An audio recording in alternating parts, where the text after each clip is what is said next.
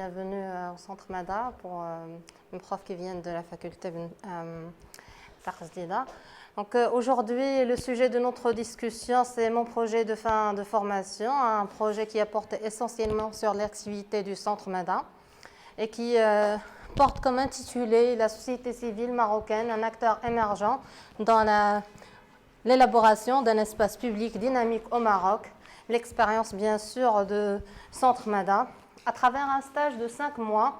j'ai pu effectuer un certain nombre de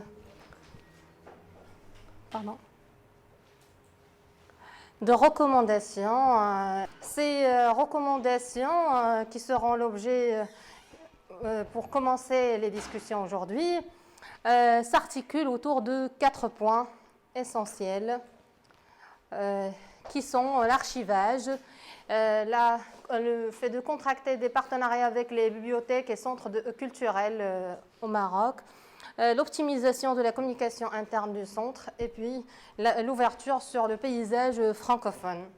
Donc, tout d'abord, pour ce qui est de l'archivage, le centre fait un effort énorme en matière d'archivage de toutes ses activités. Il y a une très grande richesse d'activités et par conséquent de production et d'édition. L'archive numérique est très très bien faite, très actualisée, mais néanmoins, en tant que chercheur, on aime bien le contact papier et c'est là où le bas un peu blesse. Et il faudra peut-être chercher à penser à un espace d'archives qui favorisera la conservation des documents et des écrits du centre et permettra aux membres anciens et nouveaux ainsi qu'aux invités de Mada un accès facile et libre aux écrits et publications du centre.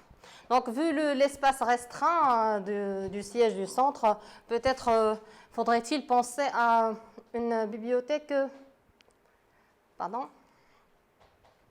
murale qui donnerait plutôt un aspect esthétique aux salles du centre et qui aussi permettrait de garder les documents du centre.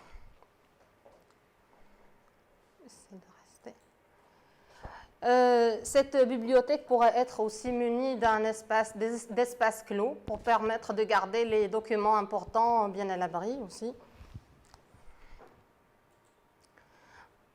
Pour ce qui est des partenariats avec les bibliothèques et centres culturels, je sais que les écrits et publications du centre sont déjà présents dans un certain nombre de bibliothèques à Casa, mais le fait de contracter un certain nombre de partenariats permettrait au centre tout d'abord d'être présent dans ces espaces,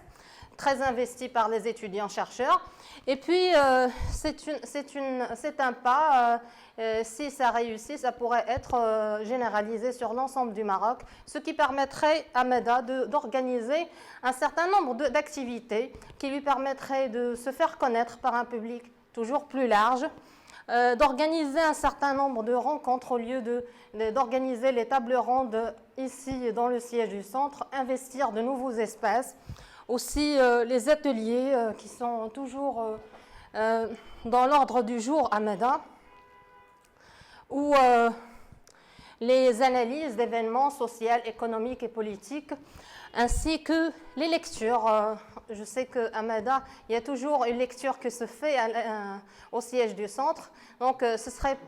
intéressant de la faire au niveau d'une bibliothèque. Ça permettrait de faire d'une pierre deux coups, à la fois de faire l'activité, réaliser l'activité dans un espace nouveau, mais aussi de se faire connaître par un nouveau public qui, peut-être par curiosité, chercherait à connaître le centre. Pour ce qui est du troisième point qui touche à la communication interne, donc, vu que l'essentiel des activités et travail du centre est fourni par les efforts des bénévoles, des membres du centre qui sont dans leur majorité des bénévoles et qui fournissent un effort louable, très enrichissant pour le centre. Donc, afin d'éviter les pertes et maximiser le profit de ces efforts, on pourrait penser à optimiser cette communication interne. Je sais que les administrateurs du centre font un grand effort aussi en matière de diffusion de l'information par rapport aux activités organisées par le centre via tous les réseaux sociaux. Néanmoins, des fois, l'information bloque parce qu'il n'y a que 2 administrateurs dans le centre à qui incombe d'énormes tâches, ainsi que la diffusion de ces informations. Il serait peut-être plus efficace de penser à une cellule de communication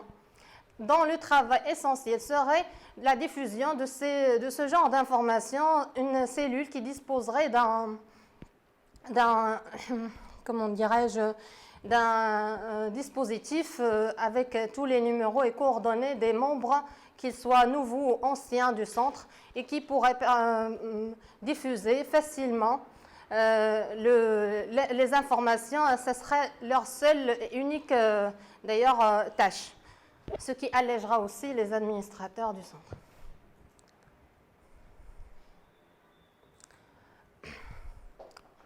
Pour ce qui est du 3e point, il touche et du 4e point, qui touche à l'ouverture sur l'espace ou le paysage francophone. Je sais que par le biais de ces choix stratégiques, identitaires et idéologiques aussi, le centre choisit d'évoluer dans un bilinguisme arabophone et anglo-saxonne qui lui procure une place importante parmi les autres centres de recherche arabes et internationaux, ce qui est indéniable. Néanmoins, vu les tendances très maghrébines du centre, ces visions maghrébines, ces visions à favoriser cet espace maghrébin, à rendre le projet maghrébin effectif, il serait peut-être profitable de s'ouvrir sur ce paysage qui, dans le Maghreb arabe, occupe un très grand espace. Et donc, il serait peut-être très profitable de s'ouvrir à cet espace, ce qui permettrait au centre de s'attirer des adhérents de la part francophone, mais qui, dans leur cœur, gardent aussi les mêmes visions du centre par rapport au projet maghrébin et à la réalisation de ce projet.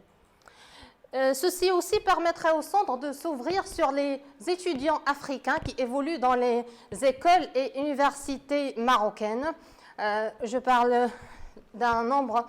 très important d'étudiants africains qui évoluent ici au Maroc et aussi d'Africains qui sont là pour le travail aussi, ce qui permettrait au centre aussi de s'ouvrir sur tout le continent peut-être via des organisations, des ONG qui œuvrent aussi dans le secteur civil et qui partagent avec le centre les mêmes convictions, les mêmes attentes et les mêmes visions d'avenir d'un espace public plus ouvert, plus démocratisé, où l'expression est libre et plus favorisée. Et merci pour votre attention.